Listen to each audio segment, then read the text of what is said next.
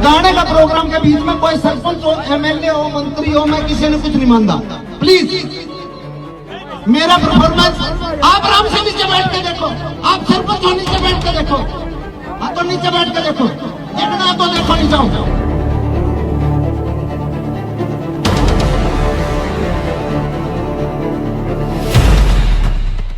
सुधीर जी, लगातार विरोध दर्ज सरपंच करा रहे हैं और आम जनता में भी नाराजगी देखने को मिल रही है। जिस प्रकार का रवैया मासूम शर्मा का, सुधीर क्या नाम है, जो राजेंद्र शर्मा है पूर्व सरपंच, उनके प्रति देखने को मिल रहा है। देखो, किसी भी राजनीतिज्ञ का या किसी भी गायकार का या किसी भी समाज में अन्य पक्ष के आदमी का किसी जनप्रतिनिधि के बारे में गलत बोलना सरासर गलत है। हम इस बात की निंदा भी करते हैं। किसी जनप्रतिनिधि के साथ साथ किसी बड़े आदमी को भी ऐसा नहीं बोलना चाहिए। और जो राजेंद्र सरपंच जी हैं वो तो उसके शायद फादर की उम्र के हैं, तो इतने बड़े आदमी को तो कतई भी एक युवा द्वारा ऐसा गलत बोलना नहीं बनता। दूसरी बात मैं ये कहूँगा कि व्यक्ति को अपने अंदर भी झांक के देखना चाहिए। जो हमारे पूर्व सरपंच मुआना राजेंद्र जी हैं और वर्तमान में मुआना गांव से ही सरपंच श्याम सिंह जी हैं। श्याम सिंह ने भी गत दिनों में एक जाति विशेष को लेके इतना गंदा शब्द एक सभा के माध्यम से बोलने का काम किया था। उसके शब्दों से सफीदों के विधायक अपने गौतम जी की चाटुकारिता भी उस सरपंच के मुंह से साफ झलक रही थी। जब उसी गांव का वर्तमान सरपंच श्याम सिंह है, उसी गांव का सरपंच पूर्व राजेंद्र सिंह जी हैं और उसी गांव का पत्रकार जो है वो धर्मू है। जब वर्तमान सरपंच श्याम सिंह एक जाति विशेष को लेके इतना बुरा भला समाज में जातिगत दुर्भावना फैलाने का काम कर रहा था, उस समय भी अगर ये दोनों सामाजिक होते, मैं तो धर्मू को भी कहूँगा और मैं साथ के साथ अपने राजेंद्र सरपंच जी को भी कहूँगा, ये दोनों अगर सामाजिक थे तो उन्होंने अपने वर्तमान सरपंच को रोकने का काम बनता था। उनकी ड्यूटी बनती थी कि वह ऐसे वाद विवाद की बातें किसी जाति विशेष के बारे में न करके समाज के भाईचारे का माहौल जो है बिगाड़ने का काम ना करें। अब आ जाओ दूसरा, अगर मैं इतिहास पौराणिक उठाऊँ, किसान आंदोलन की बात अगर हम करें, तब भी अपने धर्मो पत्रकार जो है किसानों के बारे में गलत बोलने का काम किया था। और उनके साथ यहाँ इसी रोड पे, यहाँ गुहाना जो जींद रोड है, यहाँ पे भी धक्का मुक्की होने का काम हुआ था और मुआना गांव ने इकट्ठा होके धर्मों को दोबारा पगड़ी पहनाने का भी काम किया था। अगर ये समाजवाद की बात करें, अगर जातिगत दुर्भावनाओं को दूर करके सारा समाज एकजुटता, एक जाति, एक इंसानियत नाम की जाति से जोड़ने का काम करें, तो ये बात कतई नहीं होनी चाहिए थी। और मैं आपके माध्यम से कहता हूँ, अगर मासूम शर्मा जो गायकार है वो अगर सोशल है, सामाजिक है, तो उस आदमी ने भी नैतिकता के आधार पर और सामाजिकता के आधार पर, हो सकता है वो उनकी आपस में कोई पुरानी बात हो, कोई दुर्भावना हो, कोई आक्रोश हो, कोई गुस्सा हो, उस भावना में उसके मुंह से निकल गई और सामाजिकता के आधार पर उसने माफ़ी भी मांग लेनी चाहिए। भाई मेरे मुंह से जो उस समय जनप्रतिनिधियों के बारे में निकली वो गलत बात थी।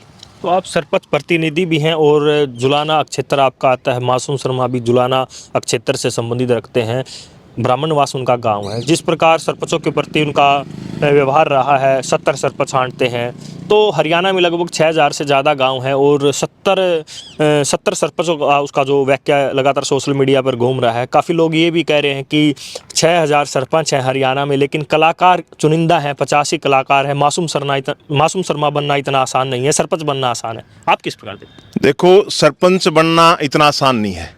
सरपंच के ऊपर बहुत सारी सामाजिक दायित्व और जिम्मेदारियां होती हैं और सरपंच जब गांव का चुना जाता तो बड़ी लोगों की सूझबूझ के साथ, जनमत के साथ चुनने का काम होता है।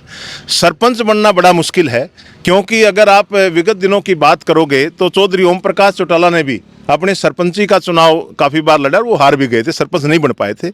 लेकिन एक अच्छे समय की बात है, हरियाणा के मुख्यमंत्री भी बने, ये अलग बात है। लेकिन गीतकार क्या है?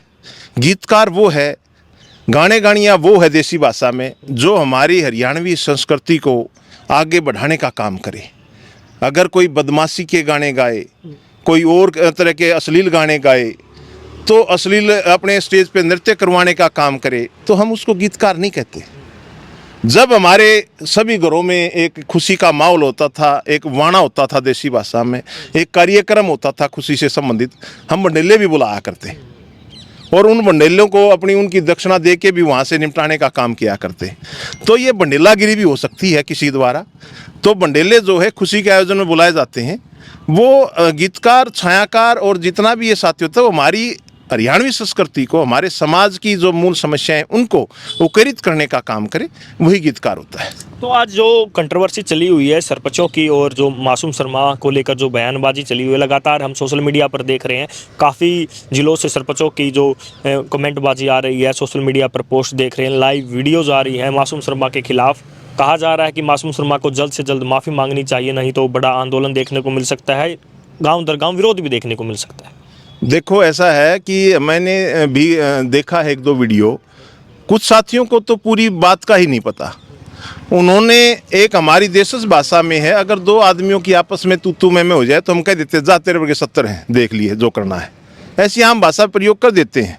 थोड़ी सी मतलब हमारी हरियाणवी भाषा लठ बोली तो है ही, तो इस प्रकार से बोल देते हैं।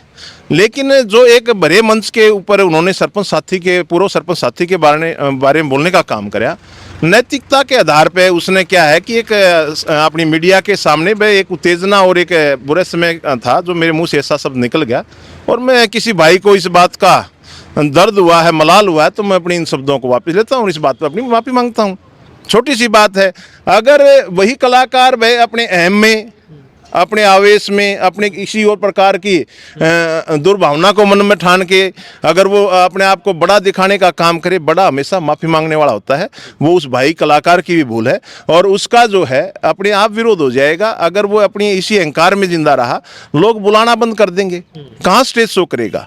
और रही बात सरपंचों की, पंचों की, मंत्रियों की, विधायकों की, ये सारे जनप्रतिनिधि हैं, उनकी पावर का तब पता चलेगा जब बिना किसी के बुलावे किसी गांव में कोई भी गायक, वो कलाकार नहीं, बिना किसी बुलावे के किसी भी गांव में कोई एक कलाकार बिना पंचायत की, बिना सरपंच की परमिशन के वहाँ प्रोग्राम करके दिखा दे।